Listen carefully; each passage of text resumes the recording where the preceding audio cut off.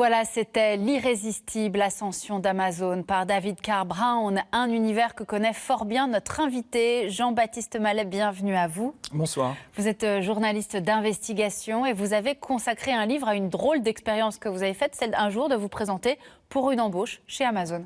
Oui, c'était fin 2012. À l'époque, les entrepôts Amazon étaient fermés à la presse et donc j'ai décidé de me faire recruter dans une agence d'abord d'intérim et puis d'infiltrer un entrepôt Amazon à Montélimar dans la Drôme afin de pouvoir décrire les conditions de travail à l'intérieur d'un entrepôt. Alors vous avez été embauché comme piqueur, c'est comme ça qu'on dit ? Oui, j'étais l'un des piqueurs de l'entrepôt, c'est-à-dire, en fait, un piqueur, c'est celui qui va marcher toute la nuit ou toute la journée pour prélever en fait les marchandises dans les alvéoles des entrepôts Amazon et qui les emmène ensuite à un packer. C'est quelqu'un qui fait des colis à la chaîne et qui les enrobe de carton pour qu'ils soient expédiés. Ce sont des conditions de travail extrêmement pénibles. Il y a énormément d'accidents dans les entrepôts Amazon, voire parfois des accidents mortels. Aux États-Unis, il y a encore eu un mort le mois dernier dans le Tennessee et on dénombre simplement pour les États-Unis 8 morts depuis 2013 dans les entrepôts Amazon. C'est le cas en France aussi ? En France, il y a eu un accident sur un trajet domicile-travail, mais il y a énormément d'accidents, c'est quasi quotidien en Europe, les accidents dans les entrepôts Amazon. J'étais en Italie en décembre dernier pour couvrir une grève à Piacenza, et là j'ai pu rencontrer beaucoup de travailleurs qui avaient été accidentés du travail, certains qui ont été opérés du canal carpien, qui ont des troubles musculo-squelettiques, et tous les rapports d'inspection du travail, notamment en France, sont absolument accablants. Alors en effet, dans votre livre, vous racontiez fort bien, avec beaucoup de difficultés, on a du mal à comprendre comment on peut tenir plus de 8 heures par jour. En effet, l'extrême sophistication d'un système où chaque geste a été pensé, anticipé, calculé, mesuré. C'est vraiment Big Brother is watching you tout le temps. Et en même temps, avec ce discours d'un Jeff Bezos qu'on a vu dans le film, c'est aussi le monde du bonheur, ce qu'il nous décrit. Amazon a réinventé un paternalisme dans les entrepôts et arrive effectivement à faire rêver quelques journalistes ou quelques clients quand on est consommateur et qu'on ne se pose pas de questions sur les conséquences de son acte d'achat en fait sur Amazon. Mais il faut bien voir qu'Amazon, ce n'est pas que ça. Votre documentaire a bien montré que Amazon Web Services aujourd'hui, c'est aussi une infrastructure globale et même quand on n'achète pas sur Amazon, on est tous clients d'Amazon. Oui, c'est tentaculaire en fait, c'est vraiment ça que montre le film. Tout à fait. De la CIA à Netflix, en passant par effectivement des services publics en Europe, tout le monde peut se retrouver indirectement à utiliser les services du cloud d'Amazon. C'est une pieuvre qui est partout et qui, je pense, va poser de plus en plus de problèmes démocratiques à l'avenir. Alors ces derniers jours et même ces dernières semaines, on a pu voir certains gilets jaunes dans les territoires en province bloquer des accès à Amazon. Ce n'est pas pour rien qu'ils bloquent ces endroits-là. Oui, c'est symbolique parce que les entrepôts Amazon, c'est au fond tout ce que dénoncent les Gilets jaunes. Amazon, c'est une entreprise qui est le champion de la précarité, mais c'est aussi un champion de l'optimisation fiscale. Amazon sait en permanence jouer la concurrence des territoires pour récupérer de l'argent public. Il faut savoir que plus de 600 millions de dollars ont été accordés aux entrepôts Amazon aux États-Unis lorsqu'ils ont été construits. C'est la même chose en Europe ou en Allemagne, en France, en Italie, en Pologne. On a donné de l'argent public à Amazon pour construire les entrepôts. Récemment, Amazon a annoncé l'inauguration de 2 nouveaux sièges, l'un à Arlington près de Washington et l'autre à New York. Amazon a récupéré 2 milliards de dollars d'aide publique, donc c'est le contribuable qui va payer en partie ces sièges. Et selon un sénateur démocrate de New York, ça serait en réalité 3 milliards qui seraient accordés à Amazon sur cette installation. Donc on a une entreprise qui à la fois optimise fiscalement ses déclarations, qui paie très peu d'impôts comparé à un commerçant de proximité et qui en plus est aidée par la classe politique. Alors 198 millions d'euros d'arriérés d'impôts, c'est ce qu'avait constaté le fisc français pour Amazon en 2012. Aujourd'hui, le gouvernement français s'est dit prêt à passer par des transactions à l'amiable avec le géant numérique. Vous savez où on en est ? Eh bien, l'accord a été signé, il est secret, ce qui doit beaucoup énerver les Gilets jaunes, et là-dessus, on ne peut que leur donner raison. Il n'est pas normal, dans une démocratie moderne, qu'on ne puisse pas savoir combien Amazon doit payer d'impôts, qu'il y ait une telle opacité, en fait, dans cette déclaration, dans cet accord.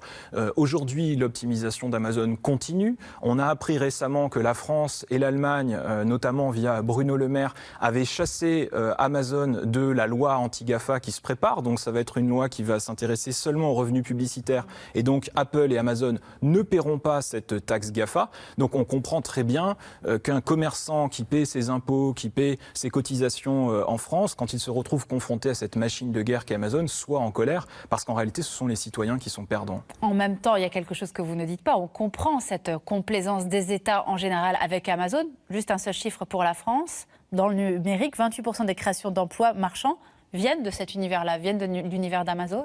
Alors certes, Amazon crée de l'emploi, mais Amazon en détruit aussi beaucoup. Il y a une très bonne étude qui a été publiée récemment aux États-Unis qui montre que si on prend la balance entre les créations d'emplois Amazon et les destructions d'emplois, eh bien il y a 149 000 emplois de plus détruits aux États-Unis que d'emplois créés. Donc oui, Amazon crée indiscutablement des emplois. Au-delà d'Amazon, le commerce en ligne en général. Le commerce en ligne crée des emplois. C'est l'économie du présent et du futur. Voilà, c'est le phénomène de la destruction créatrice qu'a mis en lumière Schumpeter. Donc oui, l'économie crée de l'emploi.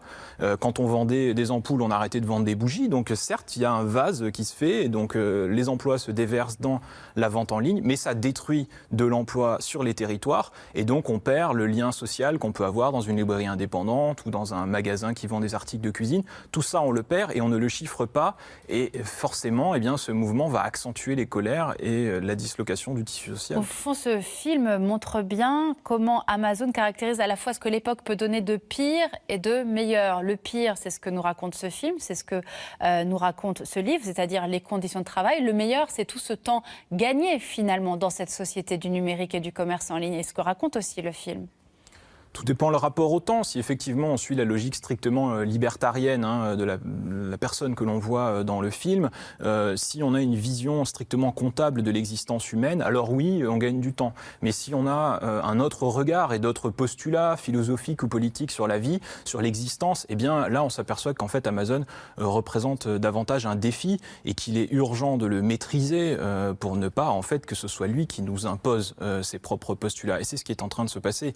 Il n'y a pas actuellement de contre-pouvoir démocratique à la puissance d'Amazon. La classe politique, malheureusement, a renoncé. On voit cette commissaire européenne à la concurrence qui nous explique que tout va bien dans le meilleur des mondes, mais pour autant, la concurrence actuellement en Europe, elle est libre, mais elle est totalement faussée parce que les commerçants de proximité et bien d'autres acteurs économiques se retrouvent en concurrence avec ce mastodonte qui n'est pas imposé de la même manière. Donc il est urgent de restaurer une véritable concurrence, d'arrêter les aides publiques à Amazon et de contrôler davantage l'économie. En relisant votre livre et en regardant ce film, j'essayais de me mettre dans la peau d'un élu local, d'un petit maire, dans l'un de ces territoires dont on parle tant en ce moment, ces territoires justement où il n'y a plus d'emploi, où il n'y a plus de magasins. Je suis un maire à qui Amazon vient proposer d'ouvrir un entrepôt dans ma commune. C'est un vrai dilemme aujourd'hui. Oui, vous avez deux manières de le voir. Soit effectivement vous regardez le petit clocher, la petite chapelle et le petit territoire, soit vous avez une vision large. Et donc en général... Sans regarder le clocher, c'est juste dire que d'un coup il y a de l'emploi qui va être créé sur ma commune. Oui, mais quel emploi? Vous savez, chez Amazon, j'ai rencontré beaucoup de travailleurs Amazon, et je vais encore prendre le cas de l'Italie et de la France. Même les travailleurs qui sont en CDI, au bout de 2 ans, 2 ans et demi, quittent l'entreprise, tout simplement parce que physiquement, ils ne tiennent pas. Et en réalité, Amazon coûte très cher à la collectivité, parce que quand vous avez un jeune travailleur de 30-35 ans qui a passé 2 ou 3 ans chez Amazon, qui après physiquement en ressort très abîmé. J'ai rencontré des gens qui ne peuvent plus lever les bras en l'air parce que les conditions de travail d'Amazon, en fait, ont totalement détruit leur corps. Quand vous avez ensuite, dans la collectivité, des travailleurs qui ne sont plus aptes au travail physiquement, eh bien, c'est à la collectivité de les prendre en charge et Amazon ne paie pas tous ses impôts. Donc, c'est un modèle qui n'est pas soutenable, très clairement. Oui. Qui n'est pas viable, tout simplement. Qui n'est pas viable. Qui n'est pas valable. Il fonctionne parce qu'effectivement, Amazon sait jouer auprès des élus locaux en leur disant « vous allez avoir quelques créations d'emplois ». Et donc, c'est ce qui s'est passé à New York et Washington, 50 000 créations d'emplois, je crois, pour les sièges. Mais in fine, un modèle qui, je pense, nous mène dans le mur. Vous n'avez pas vu de gens heureux chez Amazon? Si vous en trouvez, surtout ceux qui viennent d'arriver. Parce qu'au début, la plupart, et c'est ce que m'ont souvent raconté les travailleurs, et notamment les syndicalistes, c'est que beaucoup arrivent un peu avec des paillettes dans les yeux, on leur vend le rêve américain. Et là, je vais reprendre les propos d'un syndicaliste que j'ai rencontré. Il me dit au début, tu sais, c'est le rêve américain, puis en fait, tu découvres le cauchemar chinois.